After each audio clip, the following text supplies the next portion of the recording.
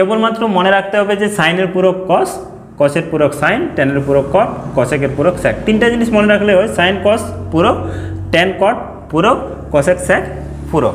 একে অপরের একটা এসসি হচ্ছে ট্রিক্স, আরেকটা যদি ট্রিক্সের সাহায্যে মনে রাখো টিসি, আরেকটা কি হয়ে যাবে টিসি, আরেকটা যেটা কনসেপ্ট হতে সিএস, সিএস বা এসসি, ঠিক আছে, এসসি, এসসি বা আবার ঘুরে এসসি বলতে পারো বা সিএস, ঠিক আছে, সিএস। এই তিনটা কনসেপ্ট। জয় হিন্দ, আশা করি সকলে ভালো আছো। আমার পা ইউটিউব চ্যানেলে তোমাদের সকলকে স্বাগতম। আজকে ক্লাসে আমি আলোচনা করব না পূরক কোণের যে কোণানুপাত তার যে ধারণা সেই সম্পর্কে আলোচনা করব। তাহলে পূরক কোণের কোণানুপাত বুঝতে গেলে তোমাদেরকে বুঝতে হবে যে সমকোণী ত্রিভুজের সূক্ষ্মকোণ কোনটা এবং সূক্ষ্মকোণের সাপেক্ষে পূরক কোণ কোন জিনিসটা। তাহলে পূরক কোণ আমরা কাকে বলি না, দুটি কোণের সমষ্টি যদি 90 ডিগ্রি হয় তাহলে তাদের একে অপরকে কি বলা হয়, পূরক কোণ। তাহলে যদি এটা একটা সমকোণী ত্রিভুজ হয় তাহলে এটা যদি 90 ডিগ্রি হয় তাহলে এই দুটো কোণের সমষ্টি কত হবে, অবশ্যই 90 ডিগ্রি। সেক্ষেত্রে এটা এই কোণটাকে এই কোণের কী বলবো, পূরক কোণ বলে থাকবো। একই রকমভাবে নিচের ছবিটাও আমি সেম এঁকেছি, ঠিক আছে, আগে উপরের ছবিটার থেকে বুঝো। তাহলে এই দুটোকে কি বলবো, একে অপরের পূরক কোণ। সেই পূরক কোণের যে কোণানুপাত সে তার ধারণা সম্পর্কে আজকে আমি ডিটেলসে আলোচনা করব এবং কোনটার সাথে কোনটা পূরক কোণ হয় সে সম্পর্কে তোমাদেরকে একদম ডিটেলসে বুঝিয়ে দেবো যে কিভাবে হয়, যাতে এই ভিডিওটি দেখার পর আর তোমরা জীবনেও এই পূরক কোণের ত্রিকোণমিতিক অনুপাতে কোণানুপাতের সম্পর্কে যে ধারণাটা সেটা সম্পর্কে কোনো কনফিউজ তোমাদের আর আসবে না। আর এই ভিডিওটি সম্পূর্ণ দেখলে আমি গ্যারেন্টি দিচ্ছি তোমরা কোনোদিন এই পূরক কোণ কে কার পূরক কোণ সেই সম্পর্কে ভুলবে না। তাহলে অবশ্যই আমি চাইবো তোমরা সম্পূর্ণ ভিডিওটি দেখো এবং দেখার পর যদি ভালো লাগে তাহলে অবশ্যই একটা লাইক করে দিও ও বন্ধুবান্ধবদের সাথে শেয়ার করো। আর চ্যানেলটিতে নতুন হলে অবশ্যই সাবস্ক্রাইব করে দেখো, ঠিক আছে। আর এইখানে যে লম্ব ভূমি অতিভুজের যে অনুপাত সেই সম্পর্কে আমি আমার আগের যে ভিডিও 3টা রয়েছে সেই 3টা ভিডিওতে সম্পূর্ণ ডিটেলসে আলোচনা করেছি। সেই ভিডিওগুলো না দেখে থাকলে অবশ্যই সেগুলো দেখতে পারো, আমি ডেসক্রিপশন বক্সে লিঙ্ক দিয়ে দেবো, সেখান থেকে তোমরা দেখে নেবে। তাহলে দেখো আজকে যে পূরক কোণের ত্রিকোণমিতিক অনুপাত বলছি, তাহলে এখান থেকে যেটা আমাদের বুঝতে হবে যে কিভাবে আসছে পূরক কোণটা, না এই কোণটা যদি থিটা হয় তাহলে তার সাপেক্ষে এই কোণটাকে আমরা কি বলবো, পূরক কোণ। তাহলে এই কোণটা যদি থিটা হয় তাহলে এই থিটার সাপেক্ষে আমি কি বলেছিলাম না, এইখানে ধরো তুমি বসে আছো, এইখানে তুমি বসে আছো, পা মেলে এদিকে বসে আছো, ঠিক আছে, এরকমভাবে পা মেলে এদিকে বসে আছো। তাহলে এটাকে কি বলবো আমরা, ভূমি। আর তার বিপরীতে যেটা রয়েছে সেটা হচ্ছে লম্ব আর এটা হচ্ছে অতিভুজ। তাহলে এইটাকে আমরা বলছি ভূমি। এই জিনিসটা বোঝা খুবই দরকার, না হলে কিন্তু পূরক কোণ সম্পর্কে বুঝতে পারবে না। এটাকে বলবো ভূমি, এটাকে বলা হয় লম্ব আর এটাকে বলা হয় অতিভুজ।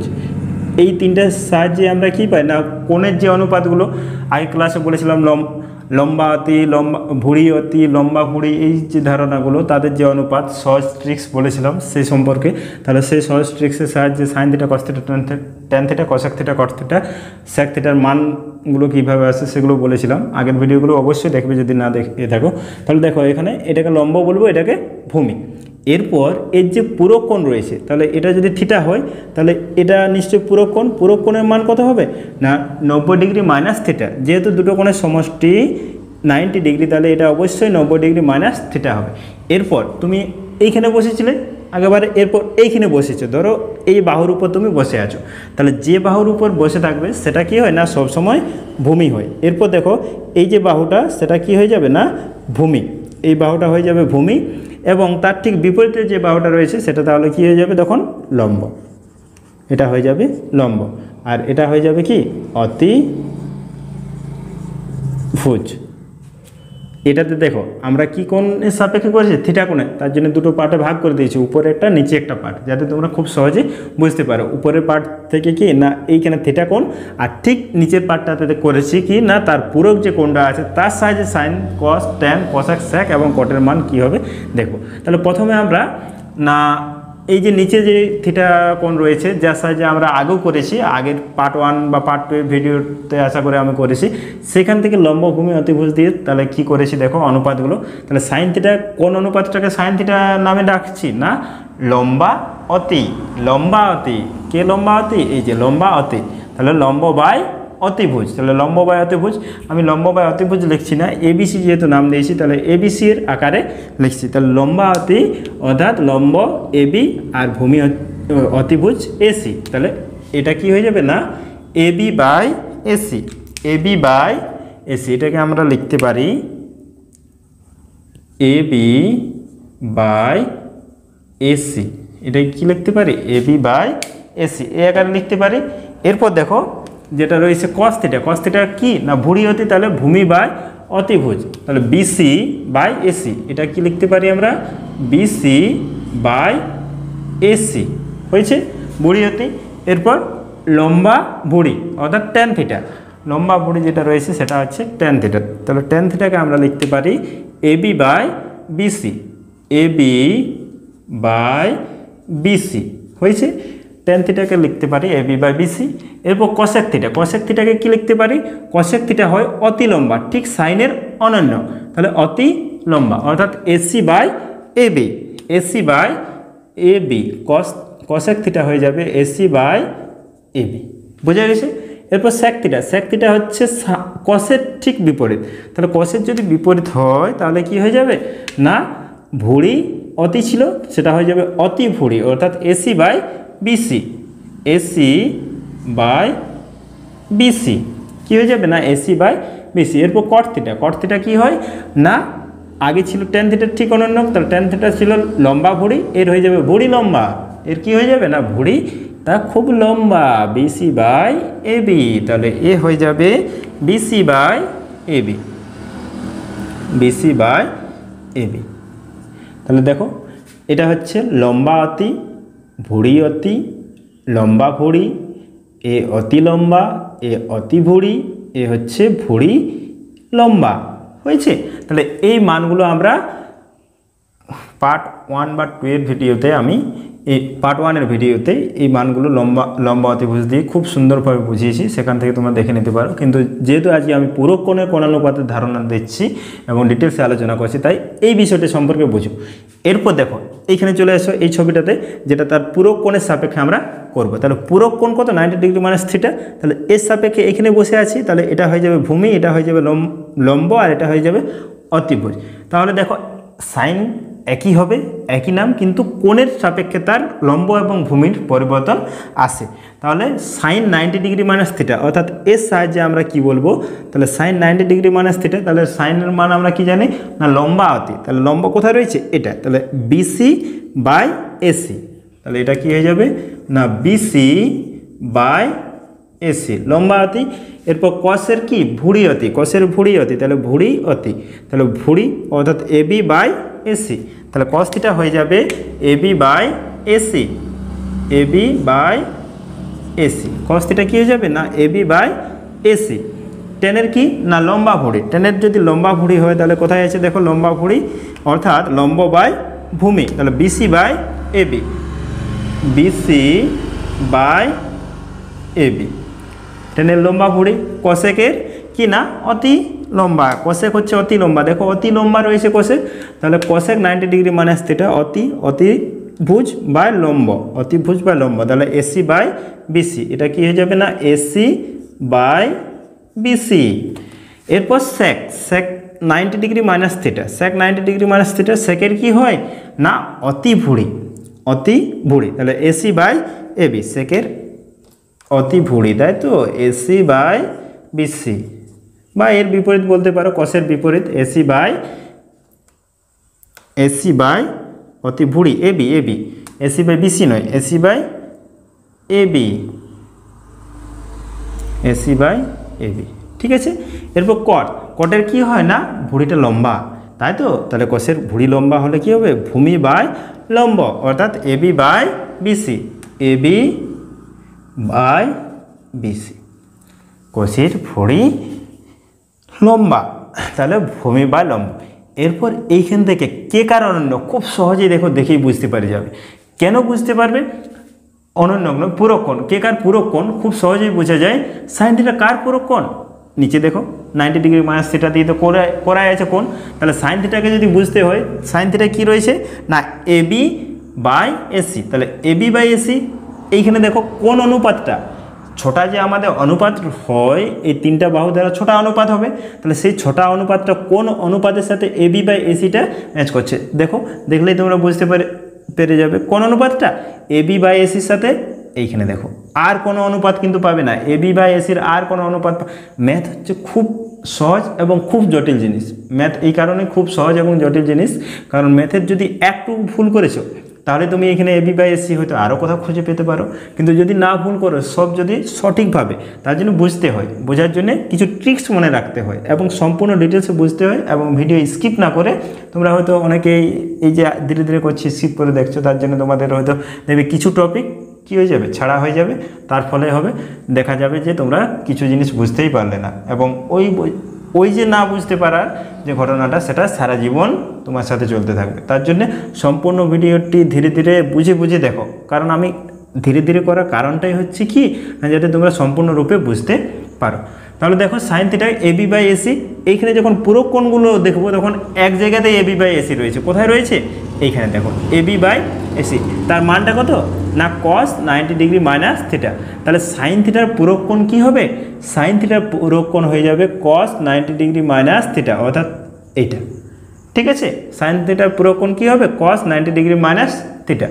একই রকমভাবে BC by AC cos theta, cos theta দেখো তো কোথায় রয়েছে? BC by AC, BC by AC দেখো এইখানে, আর অন্য কোথাও বিসি বাই এসি পাবে না, পাবে না।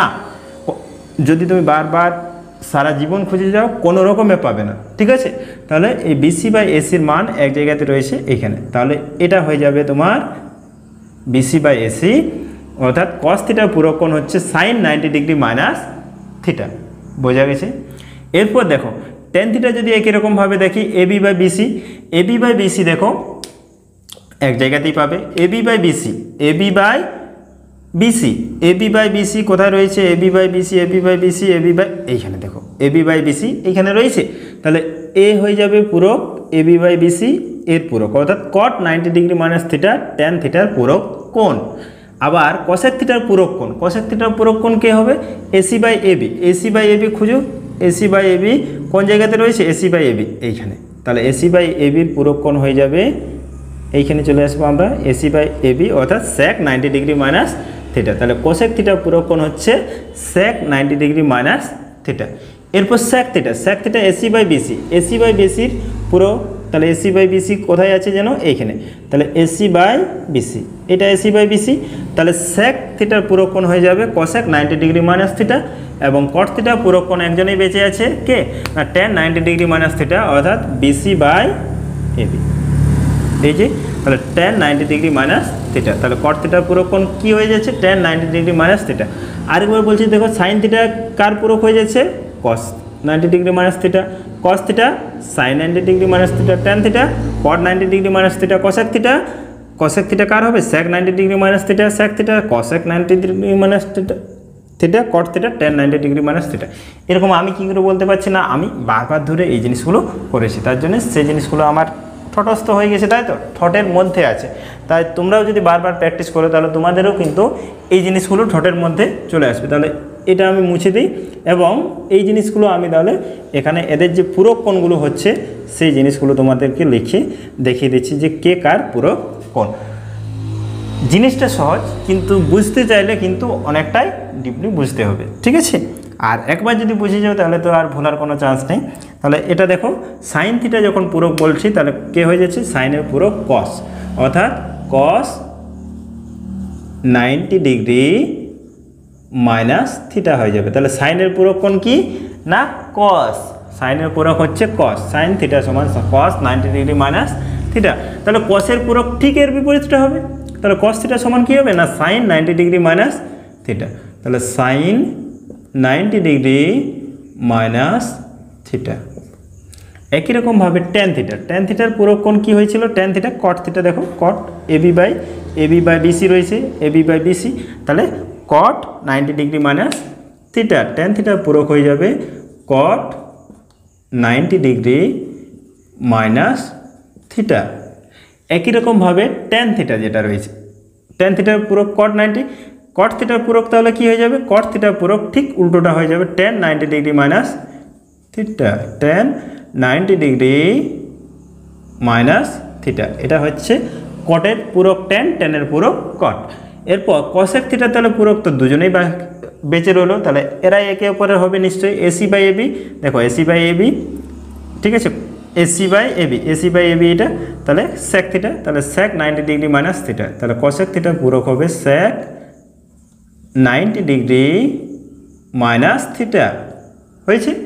এরপর sec থিটার পূরক কোণ তাহলে কে হয়ে যাবে না cosec, sec থিটা পূরক হয়ে যাবে cosec, cosec 90 degree minus theta, cosec 90 degree minus theta.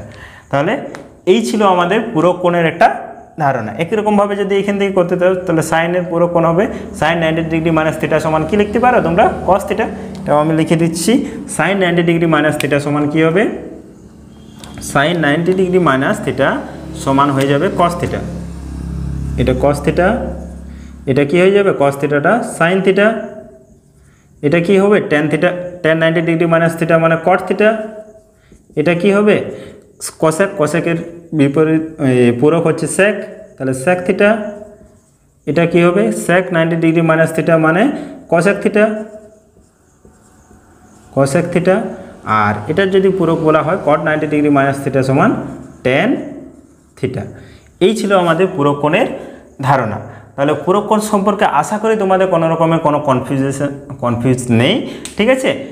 আশা করি তোমরা সম্পূর্ণ যে পূরক কোণের ধারণা দিলাম আমি তোমাদেরকে সেটা সম্পূর্ণভাবে বুঝতে পেরেছো। যদি সেক্ষেত্রেও কোনো জায়গাতে কোনো রকমের ডাউট থেকে থাকে তাহলে অবশ্যই কমেন্ট বক্সে তোমরা কমেন্ট করে জানাও। সেক্ষেত্রে আমি চেষ্টা করব যে পরের যে ভিডিওগুলো আছে সেই ভিডিওগুলোতে তোমাদের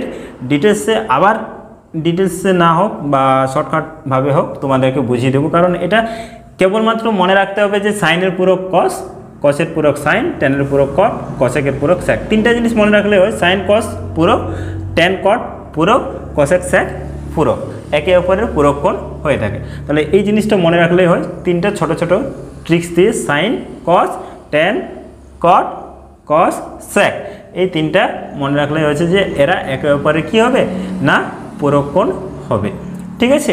তাহলে এই ট্রিক্সটা মনে রাখলেই হবে যে 1, 2 অর্থাৎ SC, ST, CC আবার অন্য একটা থিওরিতে আমি বলেছিলাম SC, ST, CCর ধারণা, কিন্তু এখানে এটা SC, ST, CC হচ্ছে না, এখানে হচ্ছে SC হচ্ছে, ঠিক আছে। কিন্তু ওই concept sine square theta plus cos square theta ওই কনসেপ্ট আর এই কনসেপ্ট কিন্তু দুটো আলাদা। একটা SC হচ্ছে ট্রিক্স, আরেকটা যদি ট্রিক্সের সাহায্যে মনে রাখো TC, আরেকটা কি হয়ে যাবে TC, আরেকটা যেটা কনসেপ্ট হচ্ছে CS বা SC, ঠিক আছে। SC বা আবার ঘুরে SC বলতে পারো বা CS, ঠিক আছে, CS। এই তিনটা কনসেপ্ট TC, CS কনসেপ্ট বাদ দিয়ে আমি বলবো যে তোমরা এমনিতেই মনে রাখবে sine theta cos theta, tan theta cot theta আর কসেক থিটা স্যাক থিটা একে অপরের পূরক কোণ হয়ে থাকে। তাহলে এই ছিল আমাদের পূরক কোণের সম্পূর্ণ ধারণা। যদি কোনো জায়গাতে বুঝতে তোমাদের অসুবিধা হয় অবশ্যই কমেন্ট বক্সে কমেন্ট করে জানিও। সেক্ষেত্রে আমি অবশ্যই চেষ্টা করব পরের ভিডিওগুলোতে সেই ডাউট ক্লিয়ার করার, ঠিক আছে। জয় হিন্দ।